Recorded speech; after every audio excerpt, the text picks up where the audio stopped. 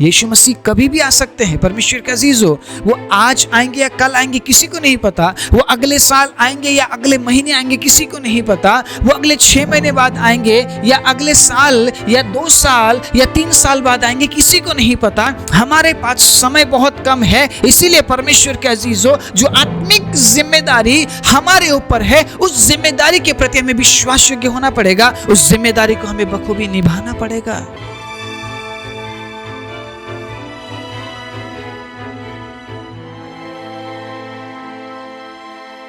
आप सभी को जय मसीह की। प्रभु यीशु मसीह के नाम से मैं आप सभी का स्वागत करता हूं आज के वचन के लिए। परमेश्वर के प्रिय लोगों, आपके ऊपर बहुत सारी जिम्मेदारियां हैं, आपको पता है। आपके ऊपर आपके परिवार की जिम्मेदारी है, आपके ऊपर आपके बच्चों की जिम्मेदारी है, आपके माँ बाप की जिम्मेदारी है, शायद भाई बहनों की जिम्मेदारी होगी, पत्नी के लिए जिम्मेदारी होगी, पति के लिए जिम्मेदारी होगी। आप एक जिम्मेदार व्यक्ति हैं। परमेश्वर ने आपको ऐसे ही नहीं चुना है, परमेश्वर ने आपको ऐसे ही नहीं बुलाया है। वो जानता है आप जिम्मेदार व्यक्ति हैं। आप जिम्मेदारियों को बखूबी निभाते हैं। आप कभी उन तमाम जिम्मेदारियों से नहीं भागे हैं। आप आपके काम के प्रति हमेशा विश्वास योग्य बने रहे। आपने हर एक जिम्मेदारी सही तरीके से निभाया है। लेकिन क्या आपको पता है, एक और जिम्मेदारी परमेश्वर ने आपको दी है। आज मैं उसी जिम्मेदारी के बारे में बात करना चाहता हूँ। आपके ऊपर आपके परिवार की जिम्मेदारी है, बच्चों की जिम्मेदारी है, आपके काम की आपके ऊपर जिम्मेदारी है। लेकिन उससे भी कई गुना बढ़कर परमेश्वर के अजीजों, आपके ऊपर आत्मिक जीवन के बारे में जिम्मेदारी है। आत्मिक जीवन की जिम्मेदारी आपके ऊपर है। आप उस जिम्मेदारी से भाग नहीं सकते हैं। आप हर एक जिम्मेदारी को आप बहुत अच्छे से आप निभा रहे हैं। आप आपके काम के प्रति आप विश्वास योग्य है, आपके परिवार के प्रति आप विश्वास योग्य है, आपके बच्चों के प्रति आप विश्वास योग्य है, आपके माँ बाप के प्रति आप विश्वास योग्य है। लेकिन उसी जगह में क्या आप आत्मिक जिम्मेदारी के प्रति क्या विश्वास योग्य है? आज मैं आपको उत्साहित करना चाहता हूं ये कहते हुए, आत्मिक जिम्मेदारी आपकी जिम्मेदारी है। आपको कोई भी आकर नहीं बोलेगा कि आत्मिक जीवन में आगे बढ़ो, कोई नहीं बोलेगा आपको। हाँ, आत्मिक जीवन से खींचने के लिए लोग बैठे हुए हैं, आत्मिक जीवन से आपको दूर करने के लिए लोग बैठे हुए हैं। आपको आत्मिक जीवन में वो बढ़ने नहीं देना चाहते हैं। वो नहीं चाहते हैं कि आप प्रभु के नजदीक जाए। ऐसे लोग आपके आसपास होंगे, लेकिन उसी जगह में आत्मिक जीवन में बढ़ाने वाले लोग नहीं मिलेंगे आपको। परमेश्वर की दया से अगर मिल भी जाए, परमेश्वर के अजीजों, अगर आपने उन लोगों का फायदा अगर आपने नहीं उठाया, उन समयों का अगर फायदा आपने नहीं उठाया, आप आत्मिक जीवन में नहीं बढ़ पाएंगे। आप बाकी हर क्षेत्र में आप बढ़ेंगे। आप शायद आशीषित है, आप शायद अच्छे पिता है, आप शायद अच्छे बेटे हैं, आप शायद अच्छे पति हैं, आप शायद अच्छे पत्नी है, आप शायद अच्छे भाई है, आप शायद अच्छे बहन है, आप शायद कलीसिया में सब कुछ अच्छा कर रहे हैं। लेकिन क्या जो जिम्मेदारी, आत्मिक जिम्मेदारी आपके ऊपर है, उसमें आप अच्छे हैं? अच्छे हैं तो आप कितने अच्छे हैं? क्या आप आपके आत्मिक जिम्मेदारी को निभा रहे हैं? सोचना जरूरी है, सोचना जरूरी है। क्योंकि अब हम एक ऐसे समय में आ पहुंचे हैं, एक ऐसे युग में परमेश्वर के अजीजों हम जी रहे हैं। यीशु मसीह कभी भी आ सकते हैं, यीशु मसीह कभी भी आ सकते हैं। परमेश्वर के अजीजों, वो आज आएंगे या कल आएंगे किसी को नहीं पता। वो अगले साल आएंगे या अगले महीने आएंगे किसी को नहीं पता। वो अगले 6 महीने बाद आएंगे या अगले साल या 2 साल या 3 साल बाद आएंगे किसी को नहीं पता। हमारे पास समय बहुत कम है, इसीलिए परमेश्वर के अजीजों, जो आत्मिक जिम्मेदारी हमारे ऊपर है, उस जिम्मेदारी के प्रति हमें विश्वास योग्य होना पड़ेगा। उस जिम्मेदारी को हमें बखूबी निभाना पड़ेगा। आज मैं आपके आत्मिक जिम्मेदारी के बारे में बात करना चाहता हूं। परमेश्वर ने मुझे आत्मिक जिम्मेदारी दी है, परमेश्वर ने आपको भी आत्मिक जिम्मेदारी दी है। आपके आत्मिक जिम्मेदारी के प्रति आप कितने संवेदनशील हैं? आपके आत्मिक जिम्मेदारी के प्रति आप कितने सचेत हैं? आपके आत्मिक जिम्मेदारी के प्रति आप कितने जागरूक हैं? परमेश्वर जानता है। और पता है कौन जानता है? शैतान भी जानता है। शैतान जानता है आप कितना आत्मिक जीवन जीना पसंद करते हैं। शैतान जानता है आपका कमजोरी क्या है। शैतान जानता है आप किस क्षेत्र में कमजोर है। परमेश्वर के अजीजों, अगर आप ढंग से आत्मिक जीवन ना जिए, वो बार बार उसी क्षेत्र में आपको गिराएगा। आप उठेंगे, आप आत्मिक जीवन जिएंगे, लेकिन जैसे ही आप कमजोर पड़ गए वो गिराएगा आपको, क्योंकि वो जानता है आप आत्मिक जीवन कुछ समय के लिए जीते हैं, शायद संडे के लिए, शायद मंडे के लिए, शायद ट्यूसडे के लिए। आप हमेशा आत्मिक जीवन नहीं जी पाते हैं, वो जानता है, इसीलिए वो आपको बार बार गिराता है। परमेश्वर उठाता है, आमीन। परमेश्वर गिरे हुओं को उठाता है, लेकिन वो उठे हुओं को गिराता है। आप समझ रहे मेरी बात? वो लोगों को उठने नहीं देगा, वो परमेश्वर के लोगों को उठने नहीं देना चाहता है, क्योंकि वो जानता है अगर एक व्यक्ति ढंग से आत्मिक जीवन जी ले, उसे गिराना मुश्किल है। घुटनों में हमें लड़ाई करनी पड़ती है हमारे हालातों से। आप क्या सोचते हैं आत्मिक जिम्मेदारी का मतलब यूट्यूब में वचन सुनने से आपकी आत्मिक जिम्मेदारी पूरी हो जाती है? परमेश्वर के अजीजों, वो आपको आत्मिक जीवन में देखना चाहता है, वो आपको आत्मा में देखना चाहता है। आप शरीर में कितना जीते हैं और आप आत्मा में कितना जीते हैं, ये बात आपको छोड़कर और किसे पता है। शायद आप 10-15 मिनट के वचन को सुन लेते होंगे। मैं कहना चाहता हूं परमेश्वर के अजीजों, शायद ये एक माध्यम है आत्मिक जीवन में बढ़ने की, लेकिन आपकी जिम्मेदारी बस इस वचन को सुनकर पूरा नहीं होता है। आपकी जिम्मेदारी बस आकर वीडियो स्क्रॉल करके, वीडियो देख के, शॉर्ट वीडियो देख के परमेश्वर की महिमा करके पूरी नहीं होती है। परमेश्वर के अजीजों, हम ऐसे समय को भी जीकर आए हैं जहां पे कोई भी ऐसा माध्यम नहीं था। अभी इस माध्यम के लिए हम परमेश्वर को धन्यवाद देते, लेकिन मैं कभी भी आपसे ये नहीं कहूंगा बस आइए मेरे कहे हुए वचन को सुनिए और आपकी आत्मिक जिम्मेदारी पूरी हो जाएगी। नहीं, आपकी आत्मिक जिम्मेदारी आप जानते हैं क्या है। आपको कोई भी नहीं कहेगा बेटा या बेटी प्रार्थना करो, आपको कोई नहीं बोलेगा बेटा या बेटी बाइबल पढ़ो, आपको कोई नहीं बोलेगा बेटा या बेटी उपवास करो, आपको खुद करना है। अगर कोई आपको बोल रहा है तो आप उसके बोलने से उस काम को करेंगे, अपने मर्जी से नहीं। इसका मतलब आप आपकी जिम्मेदारी के प्रति जागरूक नहीं है, आप संवेदनशील नहीं है, आप नहीं चाहते हैं बाइबल पढ़ना, आप नहीं चाहते हैं प्रार्थना करना। एक व्यक्ति अगर आपको बोले भी, कितना दिन बोलेगा वो? 1 दिन, 2 दिन, 3 दिन, 4 दिन, 5 दिन, 6 दिन, 7 दिन, 8 दिन, 9, 10, 11, 12, 1 महीना, शायद 1 साल बोले। उसके बाद वो बोलने वाला व्यक्ति थक जाएगा, वो दोबारा आपको नहीं बोलेगा। और आपका जीवन ऐसा है कि कोई अगर आपको ना बोले तो आप उस काम को करेंगे नहीं।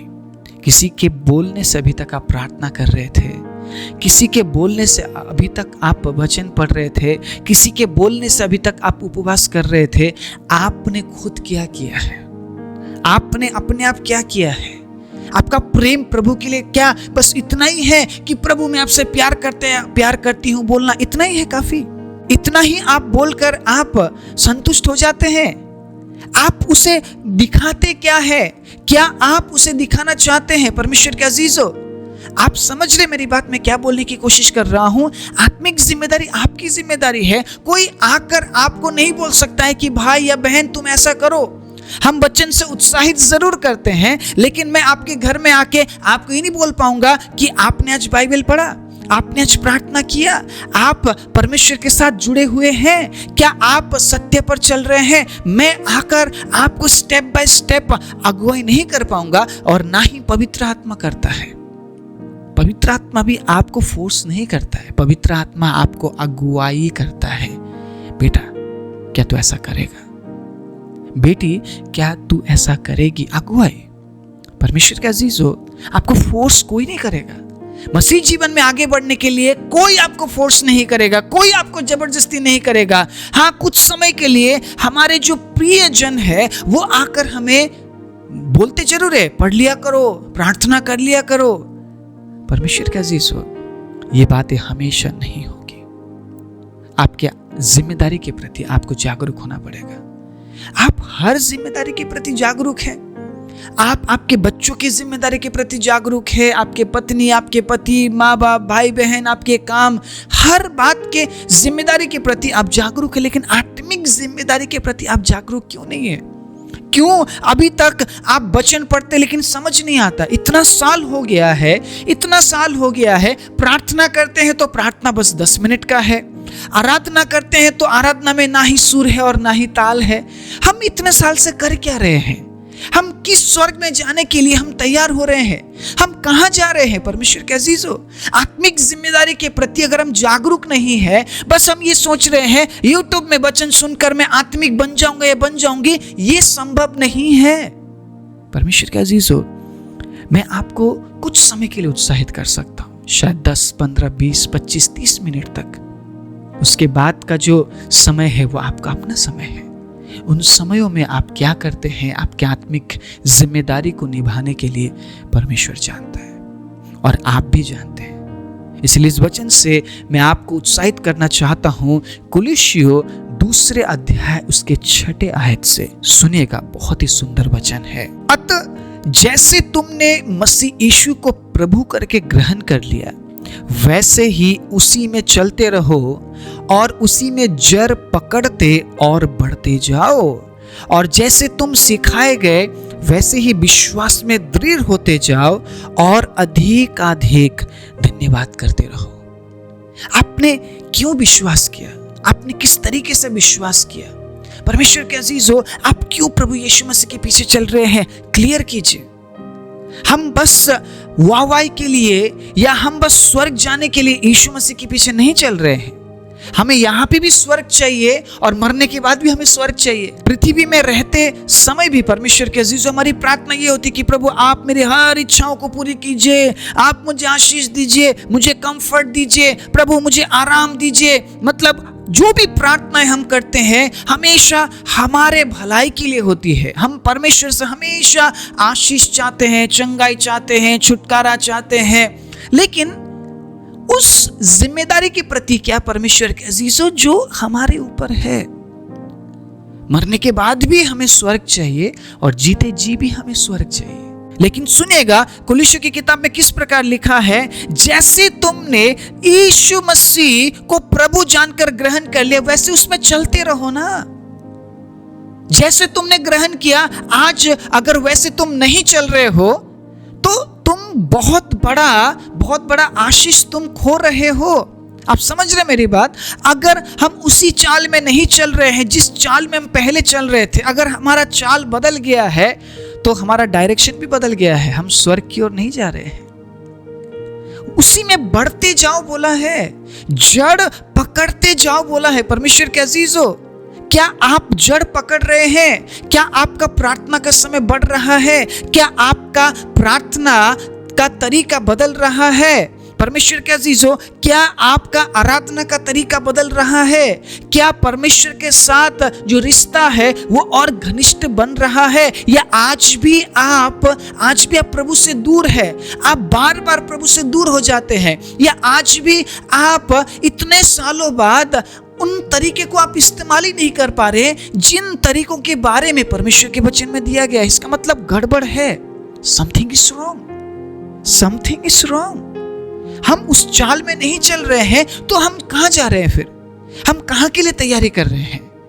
परमेश्वर के अजीजों, भले ही हमें इस पृथ्वी में स्वर्ग मिले या ना मिले, लेकिन स्वर्ग में तो स्वर्ग मिलेगा। ये प्रॉमिस परमेश्वर का है, ये वायदा परमेश्वर का है।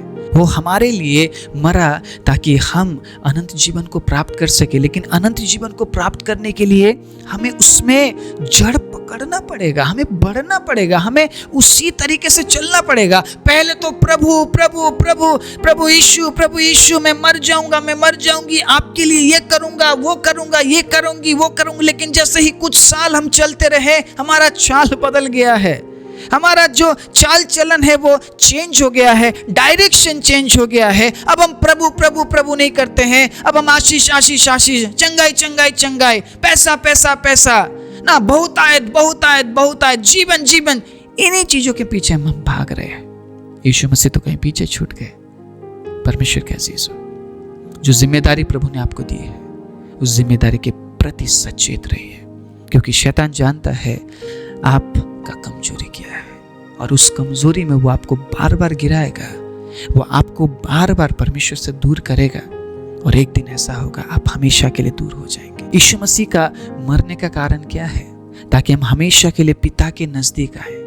लेकिन परमेश्वर के अजीजों, उस जिम्मेदारी के प्रति, आत्मिक जिम्मेदारी के प्रति अगर हम सचेत ना रहते हुए कार्यों को करते हैं तो हम परमेश्वर के नजदीक नहीं रह पाएंगे। प्रार्थना करना आपका काम है, कोई भी आपको नहीं बोलेगा। प्रार्थना में बढ़ना आपका काम है परमेश्वर के अजीजों, ये आपकी जिम्मेदारी है। उपवास करना, उपवास में बढ़ना आपकी जिम्मेदारी है।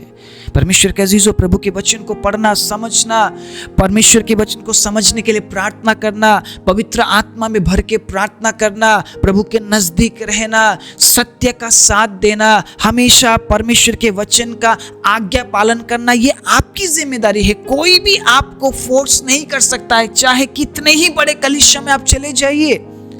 कलीसिया बड़ा होने से कुछ नहीं होता है परमेश्वर के अजीजों। आपको आपके आत्मिक जिम्मेदारी के प्रति सचेत होना पड़ेगा, तब जाकर आप आपके जीवन में चेंजेस और बदलाहट को देखेंगे। वचन इसलिए दिया जा रहा है ताकि आप आपकी जिम्मेदारी के प्रति सचेत हो। आपको सचेत होना पड़ेगा, आपको संवेदनशील होना पड़ेगा। आपका जिम्मेदारी है आत्मिक जिम्मेदारी। आत्मिक जिम्मेदारी आपकी जिम्मेदारी है। कोई आकर आपको आत्मिक नहीं बना सकता। आपको पवित्र आत्मा में भर के आत्मिक जीवन जीना है और प्रभु में बढ़ते रहना है। तभी आप आने वाले समय के लिए, उस अनंत जीवन के लिए खुद को तैयार कर पाएंगे। पहले खुद को तैयार कीजिए, फिर दूसरों को तैयार कीजिए।